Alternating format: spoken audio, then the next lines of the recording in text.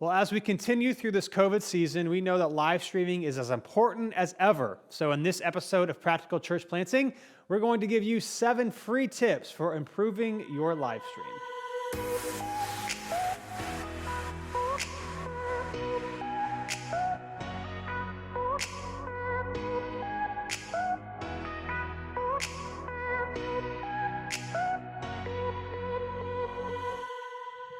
Thanks for joining us again today on Practical Church Planting. We're going to be giving you 7 free tips for improving your live stream. Yes, free tips. One of the things that we try really hard to do on this Practical Church Planting podcast is to make it practical, especially for those who are church planting and don't have a lot of money and resources. So the good thing about these is you can actually do all of these if you want to. Yes, none of these are equipment you need to buy or anything like that. It's with whatever setup you have now, you can do all of them. And a lot of these observations, it's not like we go out of our way to like watch a bunch of live streams, but I see a lot of people boost their live stream in my Facebook feed, and so I see them all the time. And so these are some things that we've seen, particularly if you are, I think it makes it worse, not the right word, but like if you're going to pay to boost your live stream for people that don't go to your church to see it, and the live stream isn't great. And we're not talking about having tons of like videos but like, you know, for the church that you're at, you're doing the best that you can. Yeah. But if there's very simple things that I'm like, I would not pay to boost this. Yeah. Even given if you're just using an iPhone, that's fine. But here's some tweaks to hopefully make it better if you're gonna pay for it. Yeah. And we also say, just like we talk about social media, that this is something that you need to invest in. It was our, welcome to 2021. Our last episode was predictions for 2021. Yes. And we talked about investing in your live stream. It can't just be as simple as just put up your iPhone. If you want it to be better, you gotta be intentional about it. So here are some of the things that you can do.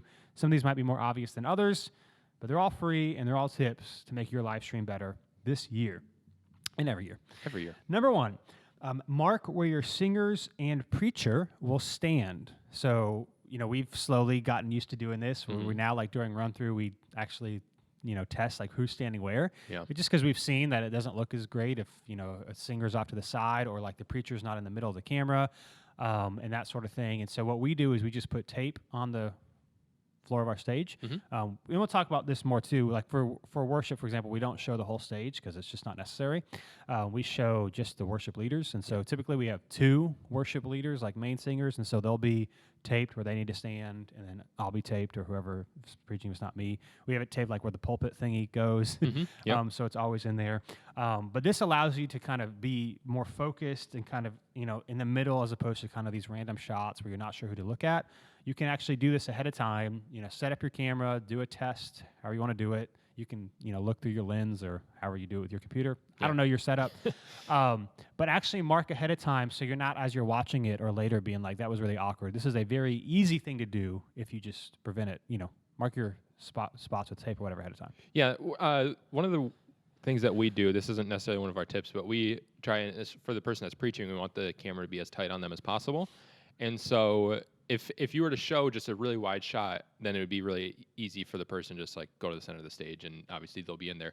But since we want it to be a tight shot in our setup, if the person preaching is a little bit off center, it's very obvious. And it's not like they're just a tad to the side. It's, instead of being in the center of the frame, they're in a third of the frame on one side or the other. And so when you start getting closer in on the person speaking, which we'll talk about in a minute of why we do that and things like that, it's very obvious. It becomes very obvious that they're not centered. And so things like, especially like our stage, it's pretty easy to find center. Like, cause we have 3 sections of seats. And so if you go to the center of the center section, it's pretty easy to find a general center for when you're speaking.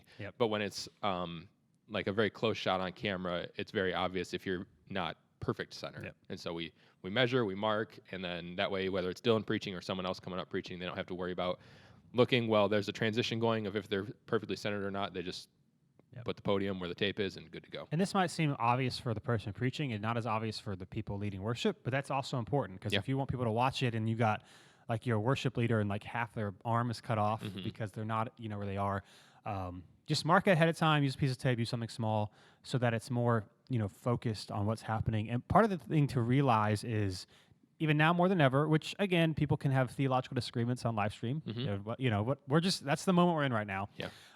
You want to make this as viewable as possible for people at home, because you've got a lot of people percentage of your church wise, at least more before COVID, that are watching from home. And so if you just throw up a camera and people are off to the side, it makes it really hard to watch. So it's not just enough of like, I'm just going to put this together so somebody can watch it. Like if you want people to watch the whole service, you want to do things that make it, more viewable from home, not just, we just threw a camera in the back of the auditorium, just because that's what we're supposed to do. Yeah. So. And especially with singers, if you're, like if you have a worship team and not just like one worship person that changes from week to week potentially, then this is a good thing to communicate with your worship leader, because you may have one week where you have one person leading and another week where you have two. And if you're not communicating that with them, then it's going to come to Sunday morning and you're trying to scramble and get it worked out. So it's a good thing for them to kind of set up during rehearsal or something like that. So that Sunday morning, it just takes one more thing out of Sunday mornings to think about. Yeah. And and all these tips are just preventable things. Yeah. So not after the fact. And again, your setup, there's a lot of different setups and contexts, but whatever it looks like for you, to mark it beforehand so people know where to stand, because you might be thinking about live stream, but no one else is. Like the worship, the band's not thinking about live stream. I think our people are, band stuff is because we've been doing it every week, so that's kind of like gotten to the habit. But in the beginning, and plus they can't see the camera themselves, so they don't know where they're standing. Yeah. Just mark it ahead of time so they know exactly where to stand. Again, worship leaders, preacher, someone doing the next steps or announcements. Just if you have people on stage, you want to make sure that they are where they should be for the camera. Yeah. As possible. Yeah. So that's the first one. Mark where they'll stand. Number 2, as Brian alluded to, is to not show the whole stage. This is something I see quite often in my little Facebook feed. Yeah, we did it at the beginning too. Yeah, and we did too. Again, if you want people to watch from home, like the experience is different. It's just like if someone's really far away, it's hard to watch them. If you're watching something that's just made for TV, for example, you'll notice that like when they have people, they're always close to the camera, blah, blah, blah. Of course, it's a little different for us because it's not just made for the screens. Like we're doing it in person, and that's, at least for us, it's the priority. But we also have a lot of people online, and so we want to make it as best viewing experience as possible. And showing the whole stage where the worship leaders or the preacher is like really far out of the shot, it's hard to engage and to watch that. Yeah. It's just like if you ever do, announcement videos or a Bible study or whatever, on your social medias during the week or something like that, you typically stand pretty close to the camera because that's where you're most engaged with and it's easier to watch. And so if you've got, again, this is hard, but we just want you to think through things. If, depending on where your seats are and your equipment, people typically just throw the camera at the back of the auditorium. It's hard to engage with when it's super far away. And so you want to show the people that matter. The whole band doesn't matter. The preacher obviously matters. It's just one of them, so it's easier to do that. But don't show the whole stage. People don't care about the whole stage.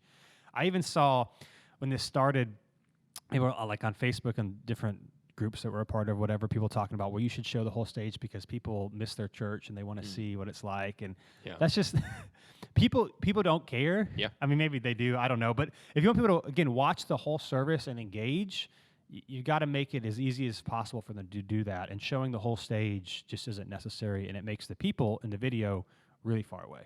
Yeah, I think we're past the point for the people that are still, by this time, which is January, watching from home, we're past the point where they just like need to see the church like because they miss the church. Does that make sense? I think if they're watching by this point, it's because they want church, not just they miss seeing like the cool stuff.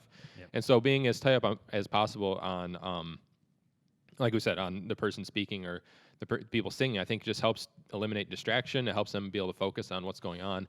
And to me, it makes it look like this isn't just an afterthought. Like I think pre-COVID, we could kind of get away a little bit more with, if you were doing live stream at that time, with kind of having it be not necessarily an afterthought, but kind of an afterthought, to where this isn't the priority. And it's still not the number one priority for us, and it probably shouldn't be for you, but there are more people watching from home. And so I think treating it now like it's an afterthought really does those people a disservice. Yep. And so being tied up on them, and that doesn't mean you have to spend a ton of money on anything. It's just whether it's positioning your camera, or if you have a camera that can zoom, then coming in tighter on the preacher. It just helps the people at home engage more, and it helps them feel like you're actually remembering that they're a part of your church and not just treating them like if they happen to watch, then they'll get something, and if not, then oh well. Yeah. And again, our situations are different than large churches with big budgets, but large churches with big budgets have tight shots. This is what they do. Yep. And of course, they can get away with it because they've got all the cameras and people know, it's just, but still, it's like that's more engaging. And so, to the best of your ability, try to make your shot not showing the entire stage, but just the people that are communicating or leading or actually need to be seen. Yep. So, and one thing I'll add, because you're so much tighter, this is just a little like 0.22B or 2A, whatever. Because it's so much tighter, things that are in that shot are going to be very noticeable. And so one thing that happened a couple weeks ago here is someone who was not leading, like a person who was playing one guitar or something like that, behind the people that were leading, it's Christmas season and it was wearing like Christmassy, like a reindeer, yeah, like reindeer glasses, something like that. Which like for songs that are more fun, like, and honestly, he was like out of the light, so like in person, most people probably. Well, it was even funny because they asked during run through, and our worship leader said it was fine, and I thought it was fine because I'm like, oh, it's fun, like it's not a big deal. He's in the background, and like live, he was in the background, or watching in person, he was out of the light. It wasn't a big deal at all. But on the stream, he just happened to be right inside the frame, behind the worship leader. So the only things that were really visible was the worship leader and him, and so it made it way more noticeable. And it's just one of those things to just keep in mind when you're doing your run through. Look at what's in the shot, and if there's something that shouldn't be in the shot, make sure it's not. You can feel free to move people around if you need be, or tell people something they need to change, because on camera things are much more noticeable than they are in person. And people on stage, they'll get it. I mean, they'll do whatever they need to do. They're just not thinking about it. But that's a good point. In person, it was not a big deal, but it was zoomed in, and like that's all you could see was the reindeer glasses. So don't show the whole stage. Just show people that are important or that need to be seen for the live stream. Yes. Number 3, this is also something that may seem obvious, but a lot of these live streams that I see don't do it, and that is center your camera. Yeah. Now, and I get, and we'll talk about this more, I guess, at the end of this about why the difficulties about that. But your seating arrangement where people are, I understand that it's hard. So I'm not like, your context might be difficult, but to the best of your ability, you need to center it as much as you can. And some of the stuff that I see on Facebook that gets put in my feed, as a side note, I just want to say, I feel like I'm being very judgmental. And I'm not. Like, you can watch our feed, and there's probably a lot not perfect. They're not perfect at all. These are just observations. A lot of ones that I'll see is like churches that have their own facility. Like they're not portable, and their cameras like to the side or slightly off center, and it's hard to engage with, again, because if you're watching from home, which more people are than ever before, if you're not centered, like the thing you're supposed to watch is to the corner, it's just hard to look at that. Now, part of that will be fixed if you don't show the whole stage. Yep. But again, and this also goes with marking look at these things are stacking on top of each they other. are. Marking where you're supposed to stand. But you want your camera as centered as possible, not off to the side, because like we don't watch things off to the side on a screen. We want to see it straight on. So we've been given this advice multiple times as we were looking at different places we were setting our camera. We had an issue for a little bit where our camera was mounted on our sound booth, which made it really shaky. And we just fixed it last week. We just fixed it, yeah. And it was, but there's a lot of us like trying to move things around and figure out where to place it. And we didn't end up doing this. And it was like, to me, it seemed like questionable advice, but we got it from multiple people that said like, put up a tripod wherever need be. And because people understand now more than ever that live stream is important, even if they're there in person. And we didn't. It didn't really work in our space, and we found ways without it. And I'm not saying that's like a perfect solution in everyone's situation, but I wouldn't necessarily rule it out to where if the only option is to get it straight on is to put it in a tripod, and it seems kind of in a weird place, and people may have to walk around it a little bit, as long as it's not really hindering the in-person experience. Obviously, you don't want online to take precedence over in-person. But don't rule out these kind of things that pre-COVID we wouldn't really consider. Where now I think we need to kind of be more creative. It's a little bit easier when you're a smaller church. People don't really think about the live stream, so it can be kind of awkward to like place a camera somewhere. Although if you're a large church, it's like people get it. But people know that you're live streaming now, so it gives you a little bit more of that leeway. One of the things that was difficult for us is we have 2 cameras, which we know that's not everyone's situation, but we have one for worship, one for the sermon. Our sermon camera is much better than our worship camera. And so what we could have done is we could have taken the sermon camera, put it on the tripod, like in the middle of some seats. But the problem is it would have been blocked during worship, and people would have assumed that they were blocking the worship one. And so that was, I think, part of the hard thing for us. But centering it was so important that, again, until like 2 weeks ago, we had this issue where the camera would shake sometimes during the sermon, which isn't ideal. No, not at all. But it was worth the camera being straight as opposed to off the side where it wasn't messed with. And so, but to Brian's point, you can even smaller churches can get away with it more. Again, we'll talk about at the end of like how to maybe the tension between live streaming and in person. But it's just really important. If you have people watching from home and you want your live stream to be improved, centering that camera is a big deal. And what we ended up doing, and I mean, it costs almost very little. We did this with both of our cameras, and obviously your room is a factor here, and our room is more wide than deep, and so it worked out for us. But if your room is like that, we mounted it, and you can buy camera mounts off Amazon for like less than $20.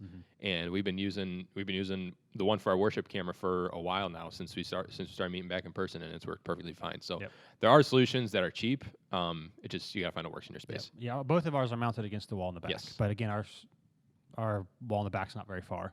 Yeah, and we zoom. We have a and we're not using our iPhone. Like, we have decent-ish cameras, especially the camera we use for the sermon. Like, you can zoom in and not lose quality. Right. So that helps as well. Right. So center your camera, though. However you can do that if you want your live stream to be improved. Number 4, place your camera at eye level with the people on stage. Oh. So you want hear them the stories of how we've done this wrong in the past. So you want to mark where they should stand. Don't show the whole stage. Center the camera, and then to top it off, actually like put it at eye level where people are, not above, not below. Again, your situation may dictate that a little bit, but just know that to the best of your ability. And again, some of the things that I've seen, I'm like, you could do this better. I think again, we just kind of put like the camera can work here. It might not be ideal, but we just kind of think it can work, and people understand we're doing the best that we can, and so it's kind of okay. But in the long term, if you want to actually engage your people well, you want to be as creative and as intentional as possible of doing this. And so, like, right where it is. Now, for us, again, we had to be creative. So our camera, our auditorium is very wide and not very deep, right? Yes. Right? Yeah, correct. And so when people stand up, they were blocking the worship camera. So our worship camera is a little angled above. We put it as low as we could, but it's like we had to get it over the people because it was blocking, the worship. Yeah, and our stage is short. And our stage is short. It doesn't, that's part. It's like 6 inches. Yeah. So. And our worship leader's short too. Yeah. So that's kind of a bummer. Yeah. But the sermon camera is eye level because people are sitting at that point, so nobody's blocking it. But you want to place it at eye level with the people that are leading it. And I would just say, as a side note, if you've got multiple different people, I would probably my tier of importance of eye level is the preacher, the worship leaders, and then like the next step people. So like, for example, one of our people on staff, John, who does next steps, is like 6'4". Yeah. So sometimes he's really tall, and so we have to adjust it a little bit. And in fact, one of the feedbacks I have for us today, as we talk about it, is the person who ran our live stream we use the worship camera for him, and so he set the live stream worship off of the next steps. So he was good, but our worship leaders were not centered. They were kind of like, and so the bottom. Anyway, it just wasn't the best. Yeah. But place your camera, all that to say as a side note, that's probably irrelevant to you, but place your camera at eye level as best you can so that it's most engaging. And just as a side note, if you think we're being hard on other churches, just to let you know how we've done it in the past, pre-COVID, years ago, in our old space, we have done all these wrong. We have had cameras in the front row angled up. We've had cameras on the roof angled down at you. And so we've been there. We get that. You just got to work with what you got. But I'm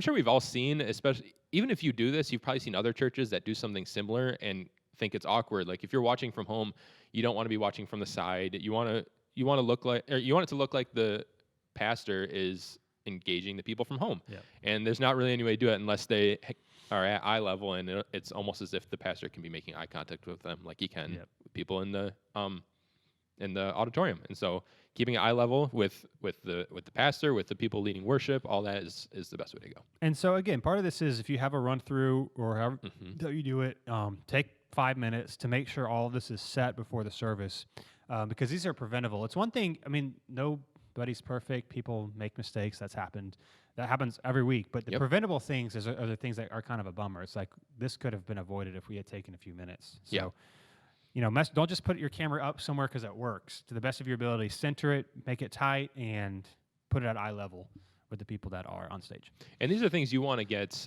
nailed down as a staffer, if you have a production person, whatever, because hopefully now, and if not now, then in the long run, you'll have volunteers doing this, and so it's not the same person doing it every week. So if you can nail down the way that you want it, then it's easy to communicate that and show to a volunteer versus just telling them to set it up, in which case every week's going to be a little different, and you're going to run into issues like that. Yep. So there you go. Yep. Place your camera level at eye level. Number 5, limit how many places you stream. So it can be like, we can stream on Facebook and YouTube and Instagram and Church Online and our website, and you can do like all of these things. It's kind of like, maybe, I don't know if this is a hot take or not, but like, I would also recommend like limit how many giving options you have.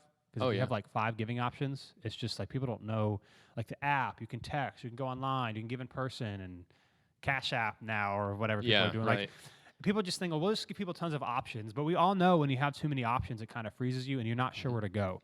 And so whatever you use, we use Facebook and YouTube. We messed with it, although we haven't really done it much. Like we could put it on our website, but we haven't really done that. Church Online, which is Life Church, is they're a free platform. Yep. We didn't use them just because, especially when we were not meeting in person, people were already on like Facebook, so it was easier to comment. They'd have to like log in and do this whole separate thing. We wanted to be where people already are. If you're a smaller church, you need to be, the more important it is to be where people already are than trying to do your own thing, in my opinion. I could be wrong on that.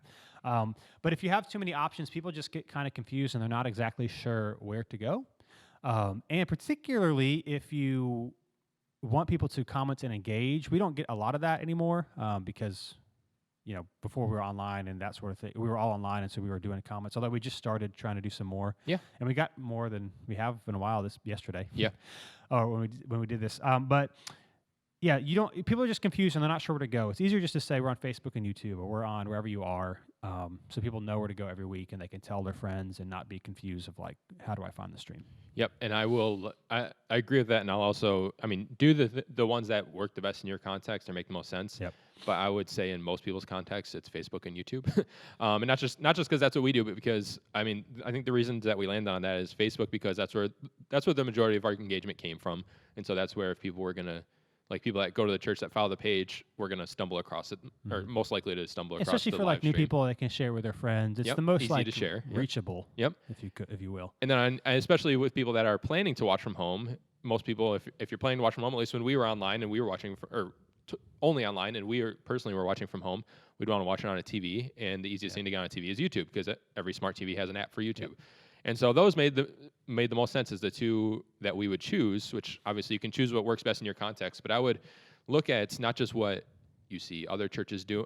Obviously we want to weigh that in a little bit, but not just what other churches are doing or what seems the coolest, but whatever you think will work the best in your context, where you see people engaging the most and will be the easiest for them to get. Yep. There is such a thing as too much of a good thing. Yes. And having your stream everywhere is too much of a good thing. Agreed. So again, for what we've noticed is YouTube is the best for like people watching the whole service are going to watch on YouTube. Most people on Facebook aren't looking to watch long form content unless they're going on specifically to watch your live stream. Yep. But the benefit of it is people can share it, they can comment, and so other people might engage with it. Even for a few minutes, it's better than nothing. Yeah. So we do YouTube for people to watch the whole time, and Facebook's more so to get the word out. To share. Yeah, and go wherever you're getting the most engagement. Like we're doing some stuff on it now, but we don't do much on like IGTV, for instance. And that's somewhere you could stream to. And so if you're not doing much there, then it doesn't make sense to start streaming there. Where if that's, I don't know if this is anyone listening, but if that's like your biggest platform, then obviously it does. So just go wherever you're already doing the most, and that's where you're going to get the most engagement. Yep. So that was number 5, limit how many places you stream. Number 6 is that you should avoid showing your seats / your people in your live stream. So what we mean, especially if they're empty. What we mean is like the people in your auditorium or sanctuary or whatever you want to call it. You want to try to keep the camera shot tight and on the stage as much as possible. Because, and we talked about this before COVID, how we were kind of not necessarily for live stream, not because we're against live stream, but because we're against poor quality, because people will see. Well, here's what happens, and COVID has helped us a little bit, although I think increasingly, if you have a poor live stream, it's going to start reflecting poorly. If the live stream doesn't look good or if it doesn't sound good, even if it's fine in person, somebody watching online is going to assume, well, this is not that great, and so if I go in person, it's probably also not going to be that great. Yeah. And so what happens is if you show a lot of your... Here's what typically happens. You show maybe a few rows get into your live stream. They're the first couple of rows that not many people sit at. And if you're already a smaller church, it looks like there's like 1 or 2 people there. Yeah. There's like nobody there, which comes across that, well, why would I want to go if no one else is there? And so what you want to try to do is not show your people as much as possible, or you just keep it on your stage. Again, big churches are different because they've got cameras and they can show people and it's full and that sort of thing. But if you're showing this like a couple people here and there, even if it doesn't make the shot look bad in terms of the video quality, the fact that it looks like nobody's there can have a detrimental effect in trying to engage more people. Yeah, and even the big churches, that at least the ones that I follow that have multiple shots, they'll have shots that show people at times, but the majority of the shot will still be tight on the preacher. Yeah. And I think there's a bunch of reasons for that. Part of it is obviously if it's a lighter Sunday, you don't want it to look like, it's not like you want to lie, or you're not Yeah. trying to let people know what the truth is, but you want people to, you don't want people to, you don't want it to be a deterrent from them coming back. You don't want them to look at it and be like, well, no one else is coming, I might as well not come. But also it can be distracting if someone gets up to use the bathroom or is shifting around in their seat or whatever, or there's a kid in there. Then just anything that people can see that isn't what they're supposed to be focused on is going to cause a distraction. And so if they can see any people, then they might be sitting there wondering, who's that person, or is that whatever, and it's just adds another layer of distraction that isn't needed. And this is hard. Again, you got to do the best you can. And so some of these Totally. you can do, some of these you might not be able to do right Yep. now, and that's fine. But again, on these Facebook ads that I see of people's live streaming their service, it's just a lot of off-centered, zoomed out, showing the first couple of rows or pews, and nobody's sitting in them, Yeah. or one person sitting at them, and it's just like, is anybody there? Yeah. And I know there's people there in the back, but that's because I know how church works. Yeah, If I just right. happen to stumble across it, which is what happens when you boost and you promote these sort of things, it doesn't look like it's something that I would want to engage with. Yep. Nope. Totally agree. So yeah, number 6 is avoid showing seats and people as much as you can. And then number 7, last but not least, but also important, Yep. is not to show your auditorium pre-service. So what we mean by that is, you start your live stream because you want to make sure it's on time and service hasn't started yet. And so some people are like talking or walking around, or maybe if you have a good setup, you don't have really anyone on stage yet, or Yep. you're not it's zoomed in and all that sort of thing. It's bad for a couple reasons. One, when people watch it later and they don't know when the service is going to start, they're just going to keep going. Yeah. It's like, what's happening here? I'm not going to. So it's not as good for playback. So what you can do is you can either start on time, like start pretty much when it starts, or what we do, this is a little bit more work, so you might not be able to do it yet, is have a countdown video or maybe some next announcement slides with a countdown timer or something like that. Right. So you can start it before the service actually starts, so people can start jumping on, but they're not watching nothingness or emptiness, or it just kind of looks like you're not ready, even though you're doing the best you can. Just as a neutral observer online, it's like, what's happening here, or when do they start? Yeah, I think it's another thing that can help people or can deter people. I mean, if you tune in, even if you tune in when you think it's supposed to start, but you're a minute early and there's nothing going on, then it's like, are they going to start soon, or are they not going to start soon? And it looks like this isn't the most important reason in the world, but it just looks like you're unprepared. It looks like you're not prioritizing the people at home, which is another kind of deterrent, another reason why people from home wouldn't want to tune in. And I just want to say again, the ironies of all ironies is, as of when we're recording this, I was wondering if you were going to bring this up. Just like, man, because we're trying to, like, we don't have it all together. If you watch our Totally. stream, you could probably point out a ton of things that we could get better at. But thank God I deleted this stream, Yeah, so you can't cannot go find back it. and find But we this. stream on Facebook and YouTube. Brian was in kids, so he wasn't doing the live Yeah. stream. It's someone else doing the live stream, and they apparently accidentally hit live on YouTube like 45 minutes before the service started. So some of because we have a team that look, we have multiple people that do it, and so sometimes some of the guys will go. This is a little side tip: go live to a private YouTube channel, because at the beginning we had some audio issues, so that way they could test, make sure it worked, which is what he thought he did. But he went live to a public, he publicly went live, and then never stopped it between testing out and the live stream. And so I was in kids and had it, and kind of like just turned it on one of the tables so I could see. And I turned it on when service started, and everything seemed fine because services started. Until today, I didn't go back and watch it yet. We get a text from someone saying, "Hey, just so you know, you have all the sound check and everything in there." So we look back, and we were live for like 2 hours, because it was like an hour before service, and just left it live the entire time. That's so awesome. It was a whole lot of empty stage, a whole lot of going up and adjusting cameras. And, oh my gosh, it was so embarrassing. I cannot believe Background that we did footage, that. but that's not what you want to do. Exactly. You don't want to do that. So yeah, don't show the auditorium pre-service. Start on time, even if it's like slightly late. Although, I mean, you should hit live, especially if you have a pretty basic setup. It's pretty easy to start it on time. Yeah. Or I think a better case is have some like a little countdown video or whatever. Which again, that's a little bit more technical. But don't have like 5 minutes of just, we're gonna hit live so that we're in place, and that way we can start. Now again, this is hard. You might have to have someone who can like be back there, because if you're doing a lot of things, this is like an encouragement to help train some other people. But it doesn't look great, and a lot of people, especially if your streams are promoted, which I see a lot of, you hit play from the beginning, and it starts from the beginning. So if the beginning is like, what's happening here? Yeah. The likelihood of keeping watching it is very small. Yeah, this is one of the hard things about if you're just streaming from your phone, because if you're streaming from your phone to one destination like Facebook, then it's as soon as you click Yeah. live, then you're live. And so if you don't have a person running it for you, or if you're just like doing it at a certain time, just so you make sure you're on time and it's extra time, that's one hard thing about it. Where if you use something, which we've talked about in the past, our whole setup, but if you use something like OBS, which is free, then you can stream to it and you can actually click when to start streaming. And so it's easier to control. But obviously, if you're a one-man show, that's not really realistic. But that's one reason to talk to people if you are a one-man show and get some volunteers involved that want to do this stuff. Because I mean, honestly, now more than ever, streaming is not a rare thing for people to know now. Like people do it for work. People. I mean, if you have a younger congregation, people watch streaming games and stuff like that. And so if you talk to your people about I need help streaming, odds are you're going to have somebody that at least has a tiny bit of knowledge and is willing to help you figure it out. Yeah. And this is a new serving position, so we have Totally. someone who does our streaming, Yep. which we didn't, 6 months ago. Which we didn't before. That's right. Those are 7 tips for improving your live stream. It's important to do, and it takes intentionality to get it better. The good news is you can do it. You can. Now, I want to close this by talking about the tension between live stream and in person. And so, like for us, we think in person is more important than your live stream. Yes, 100%. And so the tension that we walk through, and I want to encourage you as you try to make this better, is not to devalue your in-person gathering by talking too much to your live stream or by how you set up your live stream. So again, it's different. If you're a large church, especially now, but even before, it's assumed that you're live streaming it. So you can have a lot of cameras. You can talk directly to the camera, and people, it's like, we know more people are watching online than in person. Yeah. So, for example, I'll give you a church that does this really well. Elevation Church, you might be familiar with it. Yeah. They have a ton of cameras. They have like these hoodies now where I guess Stephen Furtick says, put it in the chat.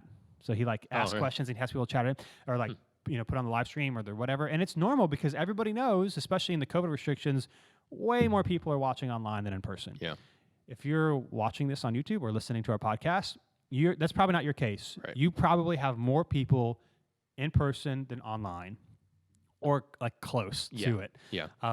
If you're a smaller church, that's just what it is. And again, I don't think, maybe I'm being a little bit of a contrarian here. I don't think for a lot of churches in the future, they're going to have more people online than in person. I think that's only true of the larger churches. So like maybe 500-ish, 300 to 500-ish plus who can actually really put on a really good live stream, which we can't. It's fine, but it's not great. Unless you can like really put on a good live stream, I don't think you will have more people online than in person. And so what happens is if you talk a lot to the live stream, and this is just might be an opinion, so I could be wrong on this.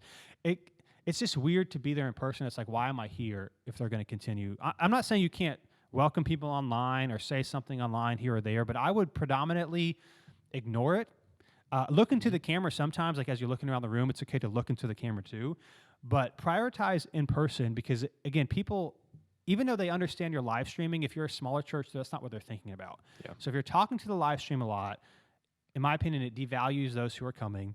The other tension is how you set up your auditorium. So again, as we were talking about, people know that you're live streaming more than before, but part of the reason why we ended up not putting a tripod down is because it's just people aren't thinking about that. Now, I think at this point, at our church, even though we're smaller, a lot of people know, and probably most of our people have watched a live stream at some point. Yeah. But it just still feels weird to kind of, move the middle chairs out of the middle of the auditorium and put a tripod there because it's like, this is more important than being in person. So it's a tension there, but I just want to say if you're smaller, don't devalue your in-person because the chances of, the reality is more people are going to, even if you're like, have 50 people coming, more people are going to come in person than online because your live stream is just not going to be amazing because you don't have the ability to make it amazing.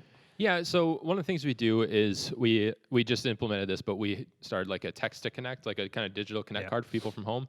But we do that by putting the information on the screen. So the person in person, the person doing our next steps in person or the person preaching doesn't have to communicate that and give information that's irrelevant to the people in the auditorium, but it still comes up for them. So that's just, if you have things that you have to communicate to the stream that doesn't need to go to your auditorium, then that's something you can think about how to put it in text and things like that. And one thing to add just about, the kind of future of live streaming for smaller churches and the percentages of people in person and not. One of the things we've talked about a lot is, especially with, this is true I think with any church, but especially with a smaller church, is like here at New City, we talk about how people don't come back necessarily, no offense, but because they love Dylan's preaching so much. Yeah. Some people, obviously, some people do, but the majority of the reason that people come back to a small church is because of the community and the way that they're welcomed and the way they're made to feel and things like that. Yep. And so if you're watching from home for a long period of time, I think you're going to have some people that will continue to watch your church because of the loyalty. They do like the preacher, things like that. Yeah. But there's just, I mean, and this is no like dig at anybody, but there's just so much better communicators out there than us. That me too. Like than most of us. Where if you're just watching from home and strictly just to watch church and there's no community involved, there's no reason not to look to some of, honestly, some of the greatest communicators on the planet are at your fingertips. And so I think that's not going to be the case for everybody, but I don't think we should get too, I don't know, like focused on just the live stream because we assume that people are just going to continually watch us if they're committed to the church. I just think the longer that we go, the less likely that's going to be. Yeah, we're a pro-church of all sizes. Totally. But the unique strength of smaller churches is the relationships and the encouragement and and the gathering. People aren't going to watch continually the live stream of a small church they've never been to because the preaching is not going to be as good, and the production quality is not going to be good. They're not going to have like videos and multiple cameras. It's going to be a typical straight shot, and hopefully you follow these things so it's as good as you can do. But I'll just say doing these things is not really going to increase your online audience. It's going to increase the engagement of the people who are already a part of your church. Yeah. And so, I've heard people say that, in the future of the church, more people are going to be online than in person. It's kind of like, before it was like an in-person gathering and you had some people online. Now it's like an online thing and in-person. But the only people that I've heard said that are churches who are part of large churches, because for them, that's true. But again, we're at Practical Church Planting, talk to a lot of church planters who are just starting out or have smaller churches. And if you're a church planter, typically you haven't preached consistently for many, many years, and so you're still developing your skill. You don't have the budget to do all the things that other large churches are going to do. And so we want to say, you want to do as best as you can to engage the people you can engage with, but your strength is not going to be your live stream. It's going to be the gathered people, which of course is hard in COVID, but COVID won't be around forever. Yeah, and so I think the importance of doing the live stream now is that it'll help retain some of those people that aren't coming around now if you are meeting in person. And I mean, I think that's the biggest thing, is that once this all lifts, hopefully soon, that those people have continued to engage and haven't completely unplugged, and that then they will come back in person. I don't think I know the hope isn't for us, and I don't think the hope is for anyone watching, that once COVID goes away and things get back to normal, that we'll still have a huge online, huge live stream viewership. I'm sure we'll still keep it up, but the hope is that those people that are watching right now will then come in person, and that this will just kind of be a bridge to get to that point. Yeah, and the better your live stream is, the more likely people are going to share it. And so all I have to say, we talked about this in our 2020 predictions. We think that those who invest in their live stream, both financially and do the best they can to make it better, will see the biggest physical growth this year. And so it's not like an either or. In-person, in our opinion, especially for larger churches, is the priority, but your online investment is an important first step for people, but it's not going to be what keeps them. But it's an important first step, and so you want to do the best you can on that. Yes, for sure. So those are 7 tips for improving your live stream. Thanks for joining us today. If you're not a part of the Practical Church Planting Facebook group, go ahead and join it, because a lot of people ask a lot of good questions, and it could be helpful for you. And we'll be with you next time on Practical Church Planting.